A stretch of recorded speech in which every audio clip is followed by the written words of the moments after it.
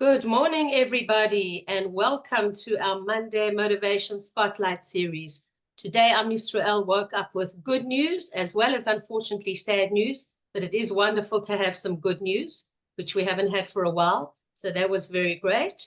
So good morning, I'm Lesley Kaplan. Welcome once again to another week of our podcast and our Monday Motivation Spotlight series, brought to you by myself as well as by AECI, with the gift from the Reinhardt Foundation, and our sponsor or co-sponsor this month, with thanks to Kim Bash from Jerusalem, Israel's real estate matchmaker. So today, like every week, we have a very special guest. Each of our guests brings in a different take and comes from a different area of the country, as well as a different area within the arts. Today, our very special guest, who I'm going to spotlight right now, who needs no introduction into the Jerusalem scene, is the one and only Toby, our friend, Toby Klein Greenwald, who is a busy, busy woman. We see behind her she's busy, as well as from the bio that I'm going to tell you what she does. Toby wears many hats. She's well known as an award-winning journalist, scriptwriter, researcher of PR films. She's very well known also as the director and playwright of many of the fabulous shows that we've seen, whether it's Raise Your Spirits Theater, Hamra Playback Dance Troupe, etc. And she's also the co-founder and editor-in-chief of wholefamily.com. So Toby, you come with a great bio and lots of different things. And thank you for finding the time to come and speak to us today. Please inspire us. I remind everyone that this series was started as a result of the war to inspire us on the one hand and also give exposure to amazing people such as Toby and others that we've had and will have. So Toby, good morning. Take it away. One thing I will just say, please remain on silent, on mute, as we always do. Feel free to write about your business in the chat. Toby will not be answering questions likely during her talk. If you do have any questions, please write them in the chat. If we have time at the end, then she will answer them. If not, I do see it by the chat and I forward it on to Toby and she will answer you individually. Toby, take it away. Good morning. We're so excited to have you here today. Okay, thank you so much for having me. And I try to never miss your Monday morning inspirational talks. I know you're a regular attendee and we love it. Thank you so much. Okay, so first, some background. When I was growing up, my three great loves were always Torah, writing, and the performing arts. And I was really blessed to be raised by parents who always told me, you can be anything you want to be in life. My mother dreamed that I grow up to be president of the United States. And when I was 15, I was actually one of 70 students in Cleveland whose essays, If I Were President, won us gold embossed Encyclopedia Britannicas. But Baruch Hashem, I ended up in Israel instead. So she thought, great, so I should be prime minister. But that is one dream of hers I have no plans on fulfilling. I wrote my first poem at the age of 7, directed my first play at the age of 10, and then I continued writing and doing plays all through school, in B'nai Akiva, and at camp. When I was 15, I read the story Yentl by Isaac Bashevis Singer, and this was almost 20 years before Barbra Streisand made it into a film. It totally resonated with me because I wanted to learn Torah at a very high level. And in the 12th grade, I had heard of something called Cooperman's or the Michlala, but had no idea how to apply. So I went to Machon Gold, arriving 1 month after the 6-day war. And once here, I was able to find out more about it. It did not offer an American program at that time and had only a few students from abroad and was considered like the Harvard of schools, of girls' schools. And this was before there were other one-year programs or higher midrashot for women. There was only Beit Yaakov. So I took a bus to Beit Vagan, and at that time, the Michlala was scattered in apartments throughout the neighborhood. I went to the main office apartment, and a man dressed in like slacks and an open sweater over his shirt opened the door, and I thought he was a maintenance man. I asked to see Rav Cooperman, and he said, I'm Cooperman, invited me in, interviewed me briefly, gave me a note with a date and the place of the exam. There was only one other American girl living in Israel at the time who applied, and both of us were rejected. When I got my rejection letter, I sat on my dorm bed and cried, got up, dried my tears, dressed in the navy blue suit my father had bought me. He worked in women's clothing. And he had said, this is your rabbi suit to wear if you ever have to meet important rabbis. And then I took a bus to Beit Begat. Rav Cooperman opened the door, saw me, and said, I thought you'd be back. Those magical words were a defining moment and a lesson in life for me. And I've passed it on to my children, and I know they have learned that lesson from events in their own lives. I reapplied, was accepted with the help of a recommendation by one of my teachers, Rav Hadari Zichrono Livracha, and completed 3 years there in the Israeli program. While in the Michlala, I volunteered on weekends with the renewed Jewish community in Hebron. And after the Yom Kippur War, spent time in Keshet in the Golan Heights, when it began an underground bunker on the outskirts of Quneitra, and later moved to another location. For our bathroom, we had to walk up a lot of stairs and outside, and there was like this metal thing surrounding a hole in the ground. I went on to teach in post-high school programs that began to open up, like Bruria, today it's called Lindenbaum, and later Midrashat Moriah, and also in high schools. And I had continued my poetry, but I also wanted to write professionally. So after the Michlala, I applied and was rejected to the Jerusalem Post. But in the years since then, I've written for them many times. Instead, I got a job at Feldheim Publishers, where I learned a lot. Regarding theater, there was no opportunity when I was growing up for a Torah observant woman, or a man for that matter, to work in theater. So I worked, like I said, I did it in school and in youth groups. And being in Bnei Akiva and going to Camp Moshava also turned me into a fervent Zionist. So I mostly satisfied my love of theater and writing by incorporating them into my teaching, whether it was Torah or English or creative writing, and also by writing curricula and giving workshops to other teachers, also in Israel, and also when we were on Shlichut in Toronto. In the writing area, I published poetry while in high school, and later an occasional column for Israel, even Jewish News.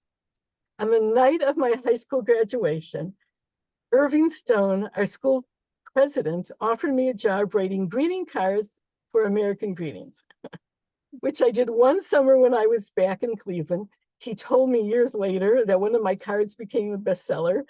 Not bad for a $2.50 an hour job in the summer. Afterwards, I made the connection between Irving Stone and Rabbi Riskin, which led eventually to what today is called Or Torah Stone. And I also helped Rabbi Riskin write his book, Listening to God. I also became involved in the Gesher organization.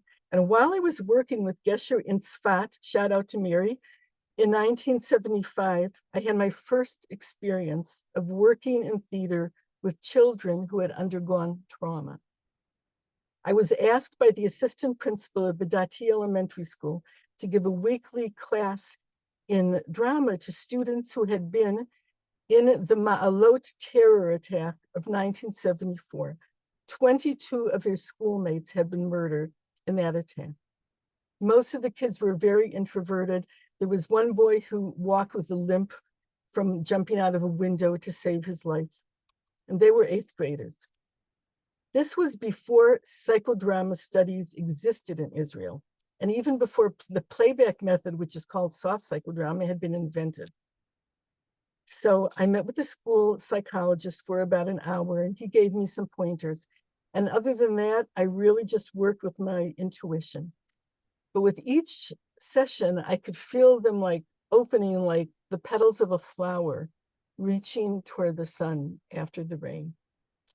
And I had my last session with them before Pesach, because on Rosh Chodesh Nisan, I got married and moved back to Jerusalem.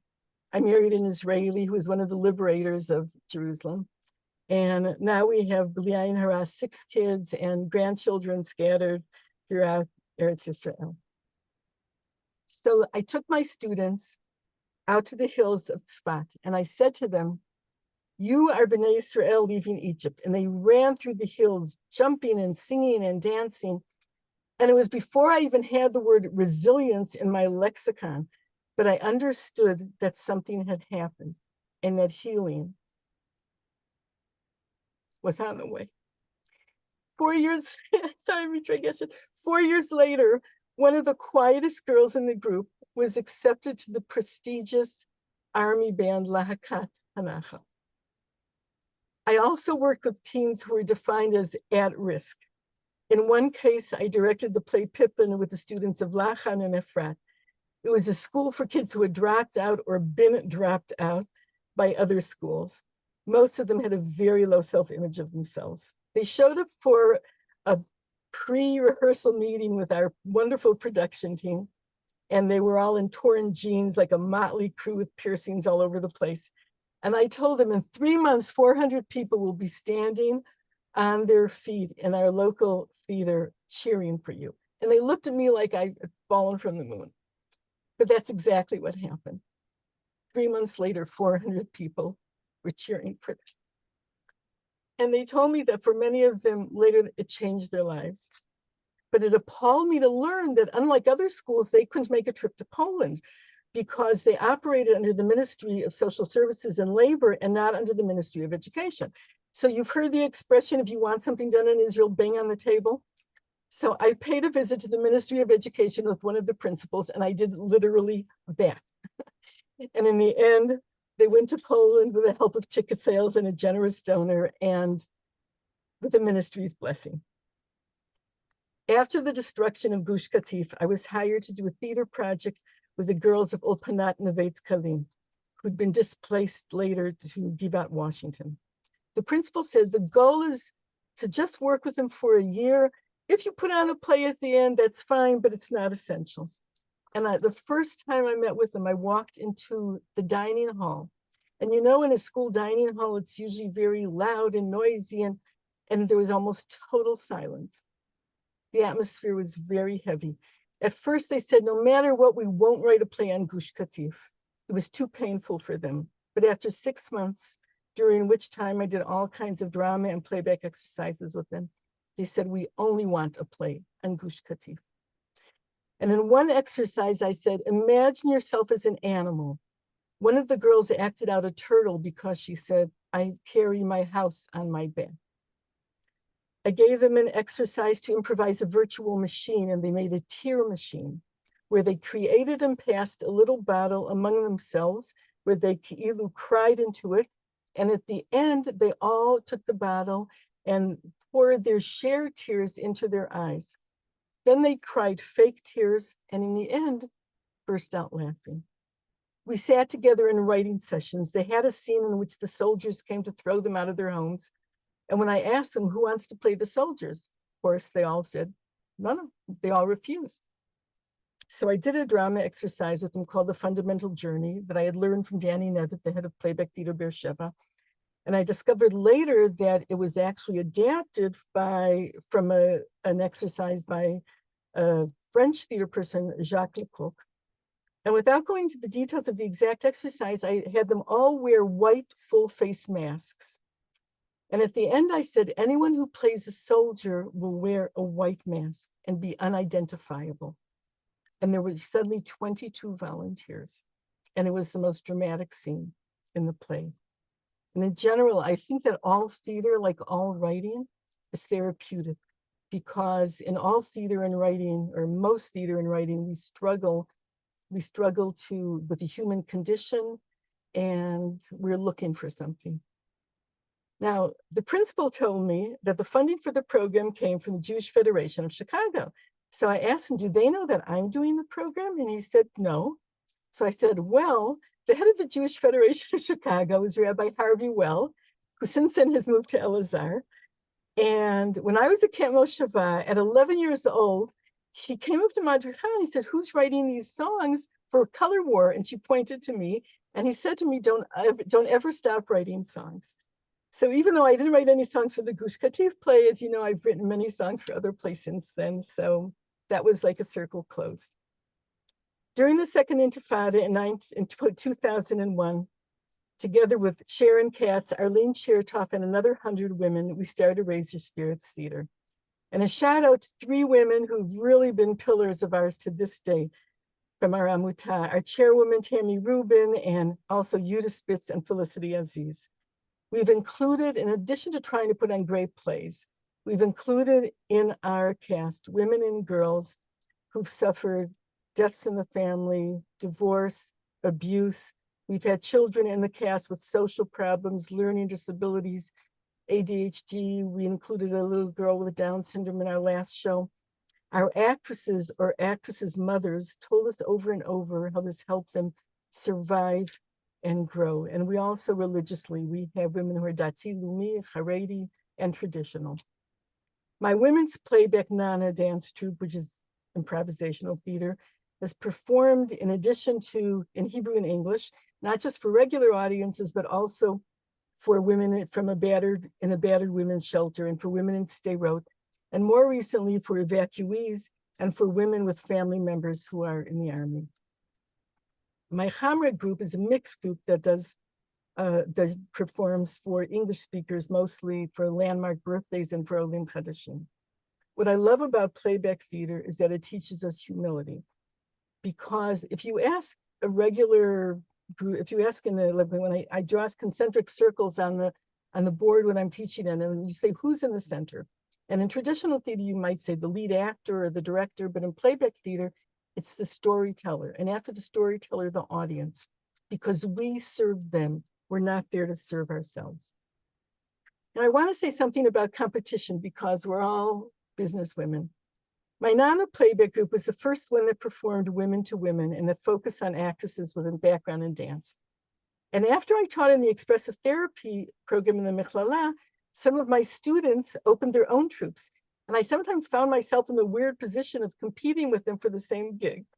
So I mentioned this to one of my actresses, and this is a little bit annoying. And she said to me, Parnasa me'akadosh baruch hu. Livelihood is from God. We have to do our hishtadlut and work, but ultimately it also comes from above. And then I felt the sea change in me. And rather than being bothered by former students who had their own groups, I started cavelling about them and supporting them and promoting them. And last year, I co-produced a conference for women in playback, and more than 100 came from all over the country. And some of them were my children or my even grandchildren students. And that I felt true nachat with that. And it's the same like with Raise Your Spirits Theater. In the beginning, women came from all over the country and we would do 22 shows. And now we do 6 because so many women's groups have opened up throughout Israel. But this is not a threat. This is a blessing. I want to say something about pivoting. I joined Dr. Michael Tobin in the creating of WholeFamily.com in 1996, and it won awards, but it took us 3 years to raise investment. And my favorite investment story is that when I attended the United Jewish Community's GA conference in Israel, it was probably 1998 or 99, it included day trips, and I took the high-tech trip. But they called it a tiyul, so I dressed in a jean skirt and a t-shirt and a little headscarf, and everyone else was in business casual, but you know, whatever. And at the lunch buffet in the hotel before the speaker's event, I heard a very distinguished looking man with white hair say to the man in front of me, they're a young company and I want to help them. So I thought, we're a young company. So I flashed him a big smile and he said, who are you? And I gave him the elevator pitch and he nodded and walked away. And then the MC, when he introduced the speakers, he said, for our keynote, we'll hear from the Bill Gates of Israel, Uzziah Galil. And this gentleman got up and spoke. So when he left with his entourage, he stopped in my chair. I was sitting on the aisle and he asked me, do you have a business card? So I gave him one and he said, we'll be in touch. And everyone turned around and stared at me. Who is this lady who Uzziah Galil stopped to talk to? He became one of our most important investors. So never underestimate a smile and a lunch line. Sorry.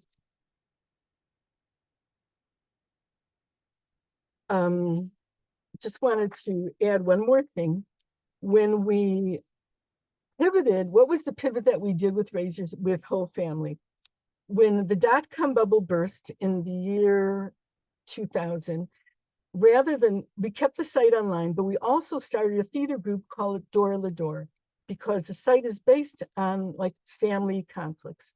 And in Dor L'Dor, we do short family scenes, and then there was interaction in between the psychologist and the audience. And we operated for 8 years under the Israel Center in the Jewish Agency, and we were sent all over Israel. We were up north when there was a war, down south to Gush Katif people after the destruction of the communities. And each time I rewrote and tweaked scenes based on where we were performing. So if we had a scene about a teenager who wasn't keeping his curfew and we were performing up north, it was about a mother who was afraid of rocket attacks. And when it was in after Gush Katif, the kids were on different floors in the hotel sometimes, and the parents were worried about where they were.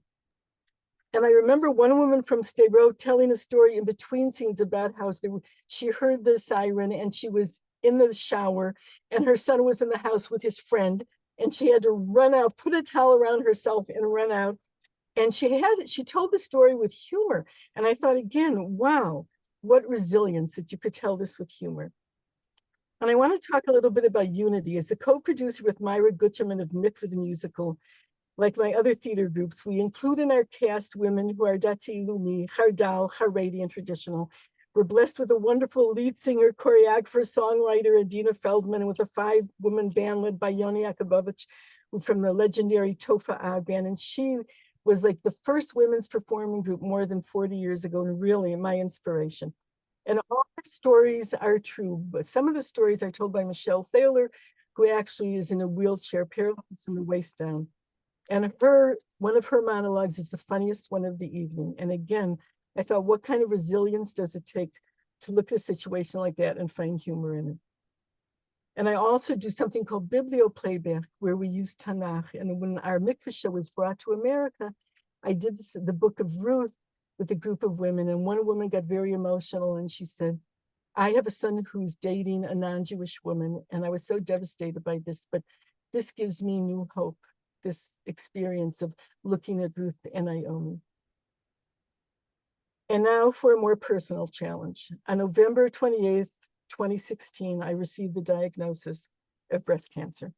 I was in the middle of producing and directing a revival of our Raise Your Spirits show, Ruth and Naomi in the Fields of Bethlehem, and I felt all the love and support from the actresses coming back to me. And I got a big infusion of faith from one of our choreographers who was studying to be a Giorit. And her name was Emunah Bracha, and she gave me chizuk, and she said, God always has a plan. And the day that she and her husband finished their conversion and got remarried halachically, it was a chemotherapy day, and it was very difficult for me, but I went to her wedding and I belly danced for her. And I felt that this was like such a badge of courage for me. The tagline in our show was, a miracle will lead us through it all. And it came from one of the songs in the show, but everyone in our cast and crew knew that for me, it was a double entendre. I discovered the power of prayer. Rabbi Benji Levine had given me a Tehillim, and another friend told me it was important to say Perikuf every day. Mizmor LeTodah. And in his Tehillim, there was a citation by the editor that this psalm is said to overcome our enemies.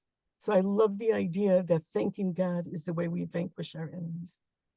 My operation was on the 17th of Tammuz, and the line I wrote to my friends in Raise Your Spirits came from a line I wrote for our show, Esther. And that was, pray for me, fast for me, I'm going to the king. Baruch Hashem, I'm okay now, and I felt that everyone's tefillot and my family's tefillot helped me. And every night I thank Hashem for everything.